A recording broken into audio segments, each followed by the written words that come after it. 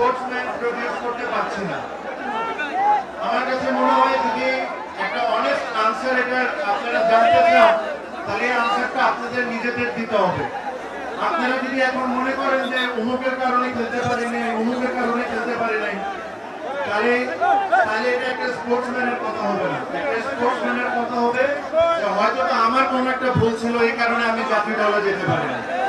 তো আমাদেরকে ওই জিনিসটা মেনে নিতে হবে যে আমাদের কি ভুল ছিল, আমরা কোন জায়গায় ভালো কাজ করতে পারি, যেভাবে আমি ন্যাশনাল টিম আবার রিপ্রেজেন্ট করতে পারি ডিফারেন্ট সেক্টর। যে জিনিসগুলো আমরা বের করে নিব ইনশাআল্লাহ।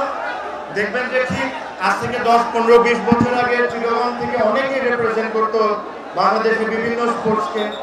আমরা আবারও ওই জায়গাটা ফিরে পাবো। আমার সাথে হেলাল ভাইয়ের কথা হয়, ইশরাফুল ভাইয়ের কথা হয়, হুম্মান ভাইয়ের কথা হয় চিটাগংয়ের স্পোর্টস নিয়ে, যে আমরা কিভাবে করে চিটাগংয়ের স্পোর্টসকে আগের জায়গার মতো নিয়ে আসতে পারি। আই এম শিওর ওনারা যখন সুযোগ পাবেন তখন ওনাদের বেস্ট ট্রাই করবেন যে চিটাগংয়ের ইন্টারেস্টটা ওনারা সব জায়গায় রাখবেন, রেখে ওনারা যে ধরনের স্পোর্টসই হোক না কেন, cricket, football, badminton, any sports, এই স্পোর্টস ওনারা প্রমোট করবেন in the right possible way, যেরকম চিটাগং থেকে আবার আমরা আগের দিনে ফিরে যাই। আমি আজকে বেশি আর কোনো কিছু আজকে বলবো না। আমি আই এম ভেরি ওভারওয়েলমড আপনাদের ভালোবাসা পেয়ে।